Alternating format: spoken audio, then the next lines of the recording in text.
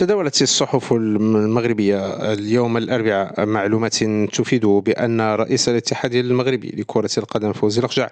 يجري مفاوضات حاليا مع رئيس نادي ريال مدريد الإسباني بيريز من أجل السمح للاعب إبراهيم دياز بخوض أولمبياد باريس 2024 هذا الصيف رفقة المنتخب الأولمبي المغربي.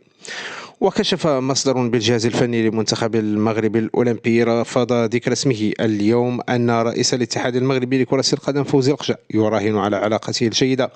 بالاتحاد الإسباني ورئيس نادي ريال مدريد بيريز التي تطورت أكثر بعد إعلان التنظيم المشترك لكأس العالم 2030 مع إسبانيا والبرتغال، وذلك بغرض السماح للاعب إبراهيم دياز بخوض الألعاب الأولمبية دون استبعاد احتمال زيارة المدير الفني لمنتخب أسود الأطلس وليد الركراكي إلى مدينة مدريد الأسبوع المقبل لمحاولة إقناع مسؤولي النادي الملكي.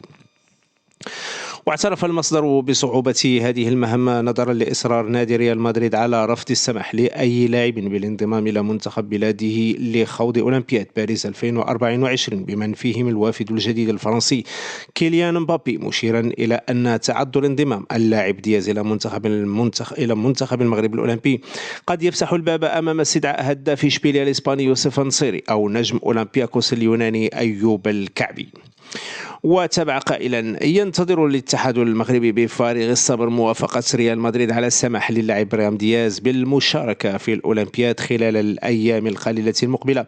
قبل حسم هوية اللاعبين الثلاثة الذين تتجاوز أعمارهم 23 سنة، إذ يفاضل المدرب طارق سكيتيوي بين 6 أسماء، ويتعلق الأمر بكل من أشرف حكيمي، نايف آغرد، إبراهيم دياز، يوسف نصيري وأيوب الكعبي، إضافة إلى الحارس المغربي ياسين بونو الذي قد يعتذر عن عدم المشاركة لرغبته في منح الفرصة للحارس علاء بلاروش من أجل الظهور أساسيا في أولمبياد باريس 2024. جدير بالذكر المدرب طارق سكيتيوي سيكون أمام خيار الاعتماد على 3 لاعبين أعمارهم فوق 23 سنة، كما يسمح بذلك الاتحاد الدولي لكرة القدم فيفا لتدعيم صفوف المنتخب الأولمبي المغربي خلال أولمبياد باريس.